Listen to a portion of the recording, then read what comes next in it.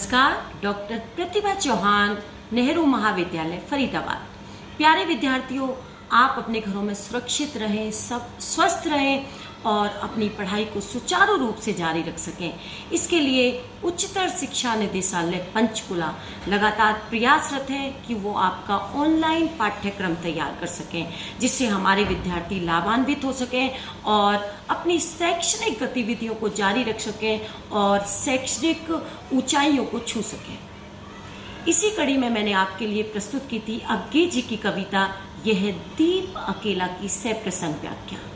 और अब मैं परीक्षा के मद्देनजर इस कविता से जो जरूरी प्रश्न बनते हैं वो मैं आपके लिए लेकर आई हूँ और आप उन प्रश्नों को समझेंगे, उसके बाद लिखेंगे और फिर लिखने के बाद अपने अपने महाविद्यालय के प्रोफेसर्स को उनके उत्तर लिखकर भेजेंगे और तकनीकी माध्यम से उनसे संपर्क करेंगे कि आपने किस हद तक उन उत्तरों को किया है। पहला प्रश्न बनता है विद्यार्थियों, यह दीप अकेला कविता में कवि क्या संदेश देना चाहता है। जब भी कवि कोई रचना लिखता है तो उसके अंदर उसको लेकर कोई ना कोई उद्देश्य छिपा होता है, कोई संदेश वो देना चाहता है। और जब हम यह दीप अकेला की बात करते हैं तो आप कहेंगे कि इस कविता के माध्यम से कवि अज्ञेय व्यक्ति और समाज के बीच संतुलन स्थापित करने का संदेश देना चाहते हैं। कवि चाहते हैं कि व्यक्ति जो समाज की छोटी सी इकाई है और समाज जो व्यक्ति से मिलकर बनता है, अगर दोनों एक दूसरे का सम्मान करें तो समाज स्वस्थ होगा, पुष्ट होगा। तो यहाँ पर अज्ञेय दोनों के परस्पर संतुलन की बात करते हैं। व्यक्ति जो कि रचनात्मक है, व्यक्ति बौद्धिक है, प्रतिभावान है और स्नेह से भरा हुआ है, लेकिन फिर भी अकेला है और उसे किसकी आवश्यकता है? समाज की। तो आप कहेंगे कि व्यक्ति और समाज दोनों के परस्पर सह संबंध को स्थापित करने का संदेश यहाँ पर कवि देना चाहता है। अगले प्रश्न पर अब मैं आती हूँ। अगला प्रश्न है, यह दीप अकेला कविता में दीप किसका प्रतीक है और वह अकेला क्यों है और किसके साथ जोड़ना चाहता है। आपने कविता को पढ़ा, उसकी सप्रसंग व्याख्या देखी, तो उसमें आप देखते हैं कि यह दीप अकेला एक व्यक्ति का प्रतीक है। व्यक्ति अकेला है लेकिन वह गुणों से भरपूर है, रचनात्मक है, बौद्धिक है, प्रतिभावान है और उसको इन सब के होते हुए किसकी आवश्यकता है? पंक्ति रूपी समाज की, जहाँ पर वो खड़ा हो सके और अपने गुणों का प्रसार कर सके और उसके गुणों से समाज लाभान्वित हो सके। तो पंक्ति यहाँ पर समाज का प्रतीक है और दीप व्यक्ति का प्रतीक है। इस तरह से आप इसका उत्तर लिखेंगे।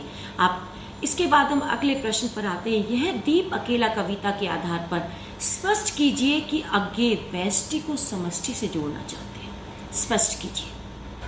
अज्ञेय के बारे में अज्ञेय एक बौद्धिक कवि माने जाते हैं, अस्तित्ववादी कवि माने जाते हैं, प्रयोगवादी कवि माने जाते हैं। तो उन पर कई बार प्रश्न उठा है कि वो अस्तित्ववादी हैं, वो सिर्फ व्यक्ति की बात करते हैं, लेकिन ऐसा नहीं है। अज्ञेय इस कविता के माध्यम से संदेश देना चाहते हैं कि वो व्यक्तिवादी हैं, लेकिन वो उस व्यक्तिवाद की बात करते हैं जो समाज में घुला हुआ है, जो समाज के लिए चिंतक है, जो समाज की प्रगति चाहता है। वो ऐसे व्यक्ति की बात करते हैं जो अपने आत्म सम्मान की रक्षा करते हुए अपने आत्म बल के साथ समाज से जुड़ना चाहता है। दीपक ऐसे ही व्यक्ति का प्रतीक है जिसमें स्नेह रूपी मानवता के लिए स्नेह रूपी तेल भरा हुआ है, यानी कि जिसमें मानवता के लिए प्यार है।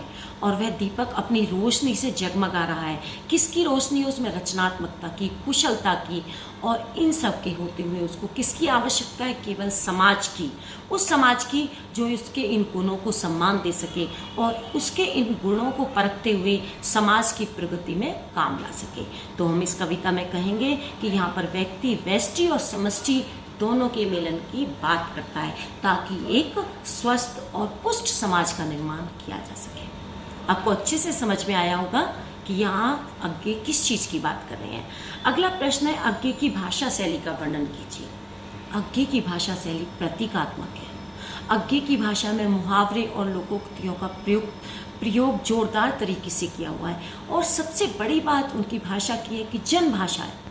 उन्होंने जहाँ एक तरफ तत्सम शब्दों का प्रयोग किया है, वहीं उन्होंने आम बोलचाल की भाषा का भी प्रयोग किया है।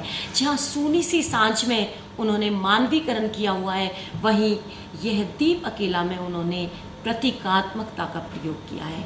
तो आप बिंदुवार बनाते हुए लिखेंगे। अज्ञेय की भाषा में तत्सम शब्दों का प्रयोग, अज्ञेय की भाषा में आम बोलचाल के शब्दों का प्रयोग, तद्भव शब्दों का प्रयोग, मुहावरे और लोकोक्तियाँ, इनको आप बिंदुवार लिखते जाएंगे।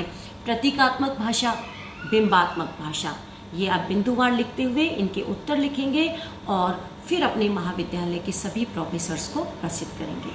हमारे महाविद्यालय के, हमारे हरियाणा के और संपूर्ण देश के विद्यार्थियों को उनके उज्जवल भविष्य के लिए ढेर सारी शुभकामनाएं। फिर मैं कविता के अगली कविता के प्रश्न उत्तरों के साथ मिलती हूँ और किसी न किसी कविता की सह प्रसंग व्याख्या के साथ। शुभकामनाएं। धन्यवाद।